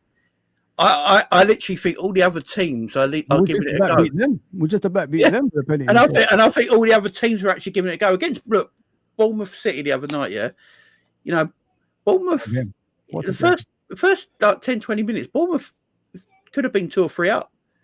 You know, had City, and then City, you know, they got that freak up front who's the X factor at the moment. You know, and Bournemouth's defense mission though with the highlight. Yeah, and Bournemouth's defense is not as strong as, you know, as their attack is, and you know, and to be fair, they did lose Hoyce and Zabarni as well. Yeah, and it just didn't happen for them. But they gave it a go. They didn't sit there and go, "Oh, we're scared of City. Let's just see." But no, they gave it a go, and I feel that's what happens in our league. You have to be 100%. If you're not 100%, you have a bad day. You get beaten by Nottingham Forest, you get beaten by Bournemouth, you get beaten by Brighton, you get beaten by Crystal Palace. It's what happens. So you gotta be really on it in our league, and that's what's tough about it. You know what's annoying as well, and this really is annoying for me, is the teams that we probably would have beaten quite easily have just got new managers. Like Wolves have now got a new manager, so they're going to have a bounce. West Ham have got a new manager. They've started winning games again. I don't know if West Ham really. No, I know, yeah. But Nottingham Forest have got Sean Dyche again, so maybe they're going to start. You know, Forest game's the hardest. I'm going to say right now. It would have been good if, like, when Arsenal played them, they had all their crap. I'm going to say now, you're right. I think the Forest game. Yeah, I did mean Grenada as a country. Guys, he's not talking about the country. He's talking about Granada FC. Granada, not Grenada. Look at you trying to feel insulted for the Grenadians in the chat, bro. Like, come on, man. let me just ask Mike a question, so he can switch off FIFA and focus with us. Charlie says, "Big up to you, Charlie, once again." Not on you know you're on FIFA. Stop it. I'm not on FIFA. I'm just surfing the web. This has to start. He's just unreal. How many chances he creates is a joke. I do agree with Jamie on Verts and Ekitike. They work so well together. Mike, does Verts have to start this Sunday? Listen, it is unacceptable for any manager on the planet to not figure out how to make a £115 million player work. I don't buy other people's excuses. I think Arsene Wenger is blowing smoke out his ass. He's pissing down my neck he's pissing down my neck and he's telling me it's raining. Dude, Verts is not disrupting the midfield. We don't play with a fucking midfield. Seriously, put on some fucking glasses. You're one of the 3 blind mice. It's ridiculous. Verts has not been working because we don't play with a midfield when Verts is playing in midfield. We play with 1 in midfield. It's a single pivot, and the single pivot builds up with 3. Verts worked on the left because that was the old midfield, rotating, actually playing as a midfield with an actual double pivot. How is it that we can accurately give him credit for actually using a double pivot, but then in the same sentence we forget about the fact that when Verts plays in the 10, we just disregard the double pivot and we don't play with a midfield. So he has to play. He has to play. I don't care What where would you you put. put him, Mike? On the left or in the? I don't. It don't matter. Don't matter. Like if you want to sit here and you want to be Cody Gakpo's father and say, listen, this is my son, he has to play. Okay, stick him in the 9. Ekitike, hold bench for a little bit. 40 minutes, 60 minutes, fine. Wirtz has to play. Wirtz on the left, at the very minimum, he's pressing 1,000 times better than Cody Gakpo is going to press. He's 1,000 times more creative than Cody Gakpo. He will actually use Kirkez, as K-Mac said. He must play. Now, I understand not wanting to disrupt the cohesiveness of the midfield because Szoboszlai, Gravenberch, and McAllister actually know how to rotate. And it's no coincidence that when that's the midfield, McAllister doesn't look like he's walking around in a senior living facility in a wheelchair. He seems like he can play football now. So keep that midfield. Put Wirtz on the left. Stick Gakpo in the 9. Put Ekitike in the 9. I don't care. You just say senior facility with a wheelchair, bro. Yeah, that's exact, bro. That's what McAllister has been looking like most of the season. He looks like he's just in a wheelchair and he's just strolling around. And every time he gets the ball, he just does a whole spinorami and then he kicks it right back. So again, he has to play. Wirtz has to play just for his pressing alone and for his creativeness alone. I don't need Cody Gakpo doing the old cut in and shoot simulator over and over and over. And it doesn't help that whenever Gakpo gets the ball there, I have infinite screenshots. The dude is so isolated. He's on an island. He's got 3 players in between him and the rest of the team. So it's either the guy who can't run, it has to beat you to the byline, or he cuts in and he shoots. So yeah, Wirtz is a must. There is no, and I'm not going to hear any excuses about it. I'm not. If we are so bad and he still has the most chances created in the Premier League, that says enough about the caliber of player. If he can create the most chances in a dog shit system, what can he do in a system that actually works? Probably miracles. And the only way you're going to see that is playing him every single week. And the only way he's going to get confidence is G&A, being effective. He's confident after that Real Madrid game. If you take him off, I'm going to be fucking fuming because I know what I'm going to get from Gakpo. And I know what I'm going to get with the combination. You delivered us one of the best monologues on the Friday night history. You get me? Appreciate you, Charlie, because you initiated that. Let me ask Fozzy a different question. Mm-hmm. And this is the final question to Fozzy, and then we're going to wrap up after he answers, and you guys chime in as well. Fozzy, is this Sunday a must-win game? Or is it okay to leave the Etihad with a draw? I'm not in the boat of like, if we lose this game, obviously we could still win the league title. We've lost a lot of games already. That's going to be our 5th game we're going to lose in the Premier League. You know what I mean? So I can't remember since I think the 90s, Jay, probably people used to still win the Premier League when you lose 5 games in the Premier League. I can't remember anything like that. So it is a must win. And not only that, you got to send a statement out there. And everybody here says it. If you put pressure on Arsenal, when they see you beating the likes of Aston Villa, Real Madrid and Man City, that's a pressure. So it will disrupt their season as well. Oh, Liverpool's back. You know what I mean? So we what can we do here? You know what I mean? All the players are going to be going into games with that hesitance in their brain. So 100% we've got to win this game if we have any chance of winning the league. Yes, it's a long season, but I'm a firm believer. Like you can't lose more than 4 games to win the league. You can't. You can't. And you know what I mean? If you lose 5 games of the season, you might as well just call it a day. That means, like you just said earlier, Husam, you have to win every game from then to the end. And it's not. Yeah, it's got to be perfect. That's the issue. That's not possible. So, listen, on Sunday, we've got to go with the mentality of winning this game. We've got to go with the mentality. We've got to defend better. We've got to go with the mentality. We all got to do our jobs in our positions, if you know what I mean.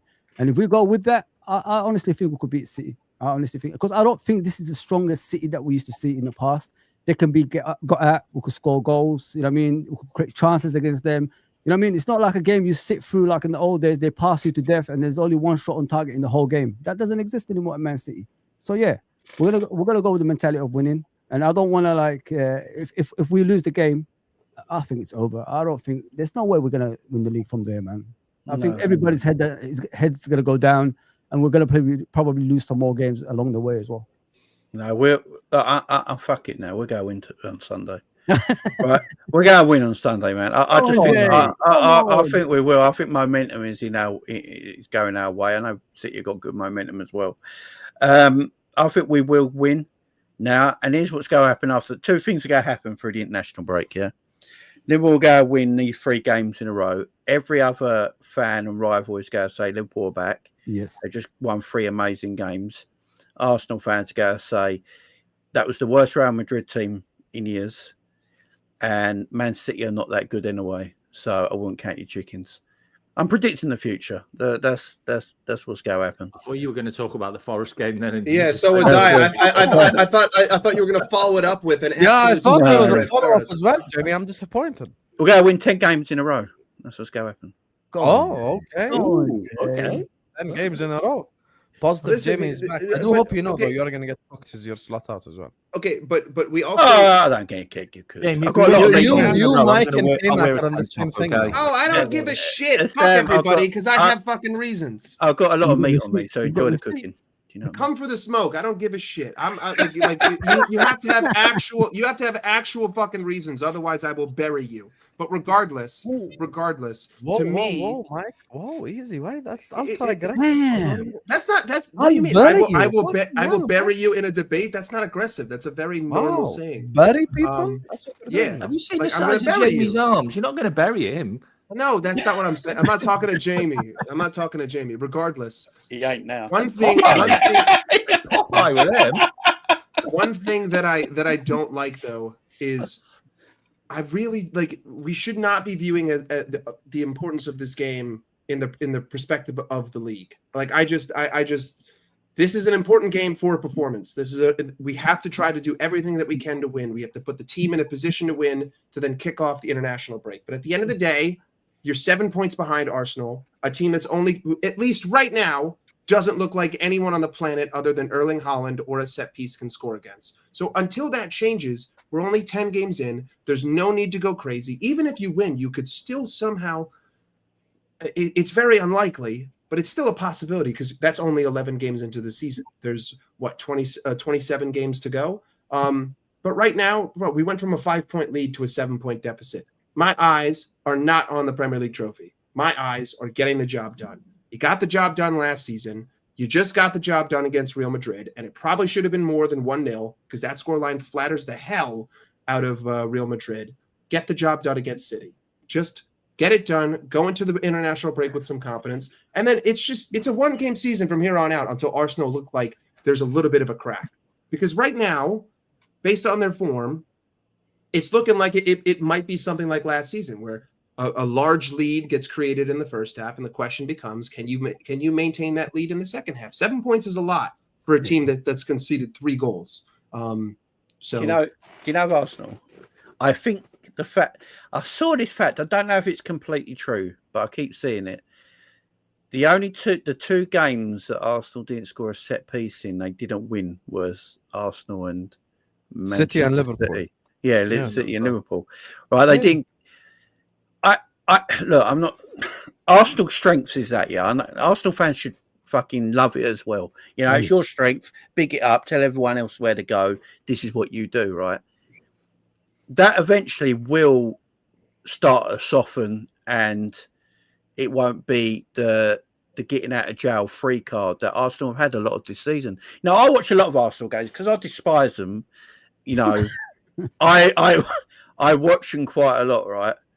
Just waiting for their downfall. And I watch them play a lot of teams where Tune into the Arsenal Sunderland hate watch tomorrow, inshallah. there you Chat. go. We'll be there. There you go. I I will watch them a lot, will and I think Sam watches them a lot as well, right? And I watch Arsenal a lot struggle to create open chances in open play.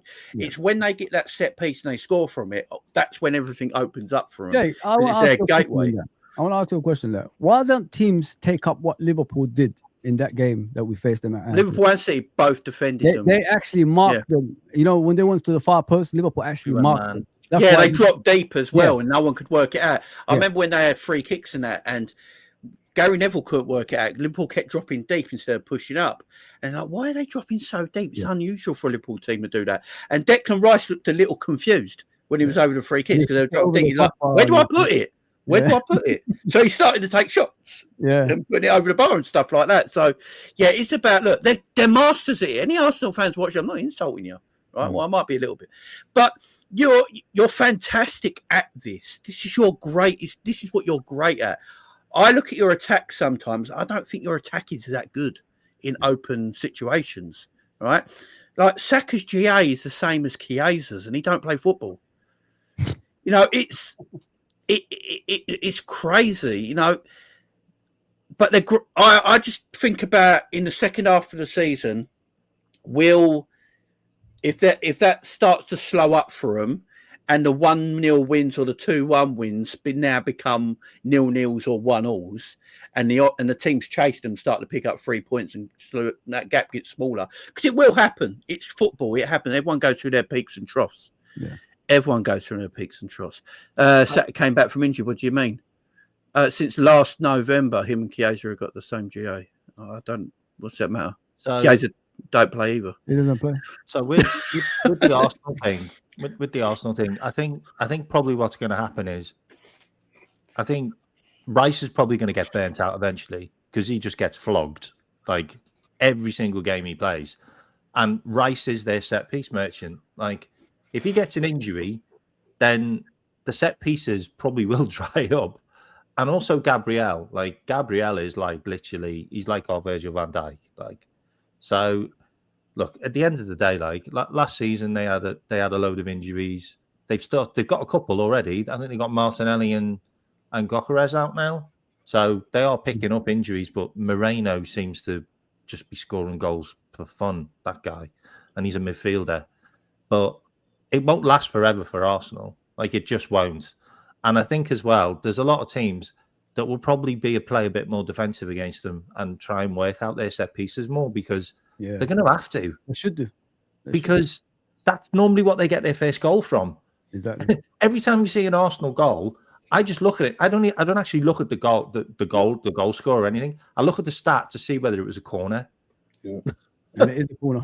And it's normally a corner, or it's normally from a corner, and it's the third or second ball off the corner. Haven't Arsenal got one of the lowest open play created chances in the Premier League this season? Yeah, they're 8th in open play. Yeah, crazy. Yeah, look, their defense is phenomenal. Yeah, they got a great defense. Look, if we don't pick up wins, then this whole like Arsenal thing won't matter anyway. No, it won't. It won't. We have to get our own like we have to get our own shit going, because if you guys, let's assume all of you guys are right? Let's say all of you guys are spitting, Arsenal are ass, and they bottle it. If Liverpool are shit, it won't matter, because City will be the one that catches them. That's the reality. Like, it won't be us. That's why I'm more focused on us right now, because we've been so shit recently. Like, I want us to wake up from this fucking coma we've put our club in. So it's all good when guys, Arsenal are gonna bottle it, Arsenal are shit. Okay, great. If we don't pick it up, then City will pick up the trophy, not us. Yeah. I don't mind. That's the thing for me. So I don't mind that. Yeah, we've got to. It's got to be City, Paul. I'm City, Paul. I'm not Arsenal, right? So one of the Arsenal fans in the chat said I'm really salty about Arsenal. You're damn right. I can't stand your club. Right? Like, I'm not here to glaze Arsenal fans. I do apologise to you, my friend. So I'm not here to glaze your donut, yeah? Right? I'm here to eat your donut, spill it out, and then shit on it. That's what I'm here for, man. I can't stand your football club, right? I'm not going to glaze you. You should be happy about this, yeah? That's not we glazing each other's football clubs. I can't stand you. I despise you. I hate you, right? So would you expect a rival to say like you're a good team all the time? Yeah. Of course, I want you to lose, guys, and you're great at what you do. But yeah, fuck you. Right. Robbo has to start. Kirkes brings instability, is what my guy Reese is saying. Big up to you, Reese. Once again, thank you so much, and thank you to Charlie, and thank you to Tom Lion for the supers. Look, as Andy Robertson fan club public enemy number 1, aka Don Husam, you get me, aka This Is Football, you get me, as not his fan at all. I've got to say, Andy Robertson over the last 2 games has fucking cooked. I'm gonna be honest with you guys. I want to bullshit. If it were up to me, I hear what Mike is saying. If it were up to me, I'm starting Robbo still. I'm just for the experience purely and everything. Not against Doku. Not against Doku. Let me just ask all of you guys the final question. Then I'm gonna end the stream and send you guys over to KMAX channel. KMAX, I'll start with you first since it's you. But there, guys, make sure you guys are liking and subscribing, please. We've got 620 people in here. Let's get to 300 likes ASAP. And big up to everyone who supports us. Make sure you guys check out our sponsors. OK Jersey, use code Husam for 8% off. Okay, so please like, share, comment, subscribe, all that good stuff. Now, prediction for this Sunday. K-Mac, I'll start with you and you give me a prediction. Go and start your stream. Tell me your prediction. 2-1 Liverpool. Jamie, go ahead. K-Mac, if you want to go start. We're going to send them over Come to on, you. see you later, guys. Yeah. See you, okay, Mac, bro. Yeah, 1-0 Liverpool, 89th minute winner. Okay. Mr. Liverpool still suck? Calm What? down. 2-1 Liverpool. Yeah. Okay. Emeka. 2-0 Liverpool. Who's the Fozzy? goal scorers though, guys? Right? No, you know. No. No. They had their chance. Fozzy, you tell us the goal scorer. They had their chance and didn't say it. I'm gonna say goal scorers too. Yeah, I think. It's a Bosley free kick, 89th minute. Yeah, I think Soboslai is going to score in this game. I think it's 2-1 as well. I think Fifth Soboslai best, is going to score. fifth best midfielder in the world right now. And Salah again. Yeah, them two. I think them two are going to score again in this game. I think they will have an interlink them two in this game as well. And yeah, 100%. Them two. And Haaland is always going to score, guys. So I can't really. I mean, He's only scored one goal against Liverpool, ain't he? he's going to score. He is. Unless Don't say that on the YouTube. centre backs lock him down. I mean, Don't say that on YouTube. Yeah, put it in the atmosphere, innit? Yeah, he scored 15 goals against Liverpool. Where's the guy that hates the Bosley so much? Why ain't he on panels now? who's that? Who's the guy that hates Soboslai so much? Usually on a panel with us on these Friday nights. Can't remember his name. I can't remember his name. Lex? Lex. Is it Lex? Yeah. Oh yeah, Lex. Yeah. I'm gonna get him on. I need to get him on, man. Top 5 best midfielder in the world right now, sports like, man. He's been unbelievable. My prediction is 1-0 Liverpool. Vert scores the winner and then shushes the City crowd. Glazing City that took number 21, number 22 from you, lol. Hey, that ain't gonna be me.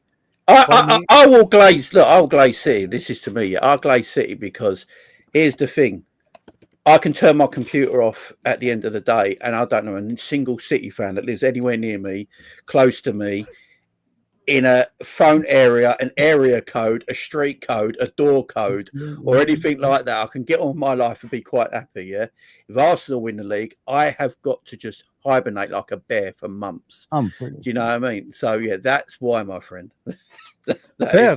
For me personally, listen, if it's City and Arsenal going head-to-head March onwards, good luck, Arsenal. That's what I'm saying. I'm trying to see fuck Man City. I'm on fuck that Man City business. Forever.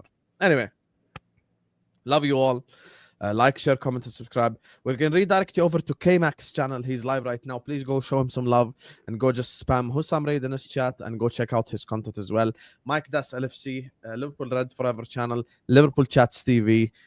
All links are in the description to everyone's channels. Like, share, comment, subscribe. I'm going to see you guys tomorrow, inshallah. I'm not doing Spurs Man United. I'm doing Arsenal, Sunderland, and Chelsea Wolves.